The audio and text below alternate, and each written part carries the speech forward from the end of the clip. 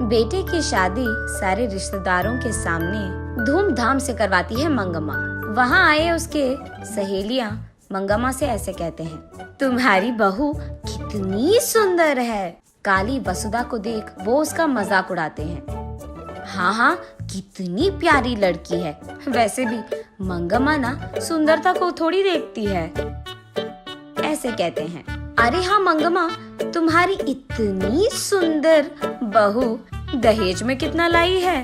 हाँ, क्या दहेज, काय का दहेज?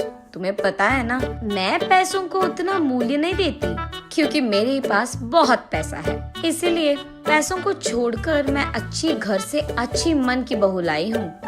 बाहर तो मंगम्मा यही कह रही थी, लेकिन अंदर वसुधा जो 100 एकड़ का भूमि अपने साथ दहेज में ला रही है, उसके बारे में सोचते हुए बहुत खुश होती है। तू तो जल रही है कि मुझे बहुत अच्छी मन की बहू मिली है, ये कहकर मंगम्मा वहाँ से चली जाती है। कुछ दिन बाद मंगम्मा की सहेलियाँ वहाँ आते हैं। अरे रे, क्या हुआ मंगम्मा, इतनी अच्छी मन की बहू को इतना उल्टा सीधा कह रही हो? ऐसा क्या हो गया? हाँ, अच्छे मन को क्या खा जाऊंगी मैं? इसके बाप ने मुझे वचन दिया था कि वो 100 एकड़ का भूमि देगा मुझे, लेकिन शादी के बाद तो उसने सिर्फ 50 एकड़ दिया है, कुत्ता कहीं का। और मैं यहाँ सपने बुन रही कि इसके लाए हुए 100 एकड़ से मैं इस गांव का जमींदार बन जाऊंगी, लेकिन जैसे मैंने सोचा वैसे कुछ नहीं हुआ। ऐसे वो अपने सहेलियों के साथ उसका पूरा गुस्सा कह देती है। ये सब सुनकर मंगम्मा की सहेलियां अंदर ही अंदर बहुत खुश होते हैं और ये सोचते हैं कि अच्छा हुआ, इसको तो ऐसे होना ही था। लेकिन बाहर तो वो ऐसे कहते हैं, अरे रे मंगम्मा, चलो जो हो गया सो हो गया। वैसे इतनी अच्छी मन की भोली बहू और इतनी सुंदर बहू पाने के लिए ना लिखा होना चाहिए तुम्हारे जैसे। ऐसे हंसते हुए उसका मजाक उड़ाकर वहाँ से चले जाते हैं। छा, इस बहू के कारण ये लोग भी मेरा मजाक उड़ा रहे हैं, ऐसे चिढ़ जाती है। उसके कुछ दिन बाद मंगम्मा की एक रिश्तेदार उसके घर आती है। क्यों मंगम्मा, कैसे हो तुम? माफ कर देना, मैं तुम्हारे बेटे की शादी में नहीं आ पाई, लेकिन बहू को तो दिखा दो, ऐसे कहती है। ठीक तभी वहाँ वसुधा को गुजरते हुए देख मंगम्मा, कौन है ये अति सुंदर लड़की? तब मंगम्मा जो कुछ भी हुआ उसे बताती है। ये सुनकर वो रिश्तेदार ऐसे कहती है, ये सब छोड़ो, कम से कम पोता पोती नसीब हुए क्या? हाँ हाँ, वही रह गया था, ऐसे गुस्से में कहती है मंगम्मा। हाँ, तो फिर और क्या सोच रही है मंगम्मा, इस कचरे को यहीं से भगा दो, उसके बाद तेरे बेटे के लिए ना एक अच्छी सुंदर बड़े घर की बेटी मैं लाऊंगी, ऐसे कहती है। वहीं खड़ी ये सब सुनती है वसुधा।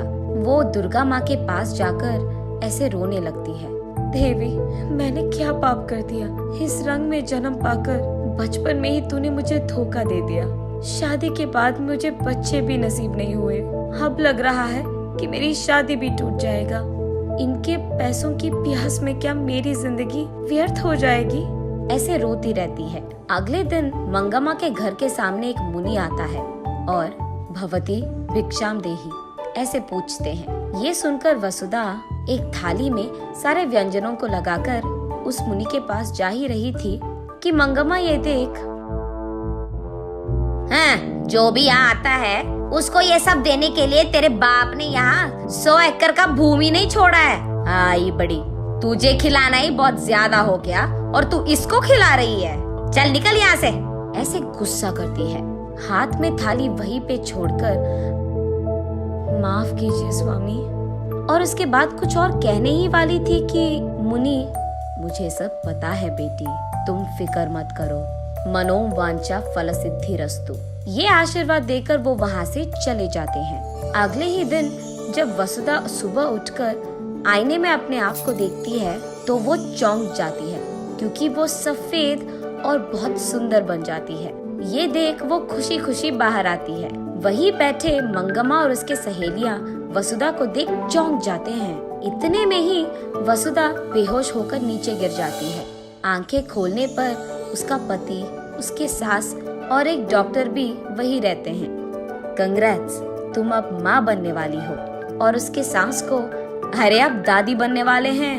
ऐसे वसुधा के जीवन में उस देवी के आशीर्वाद के कारण खुशियां ही खुशियां थी। नैतिक, जब मुश्किलों का सामना करना हो तो हिम्मत से काम लेना होगा, क्योंकि सिर्फ तब भगवान कोई ना कोई रूप में तुम्हारी मदद कर देगा।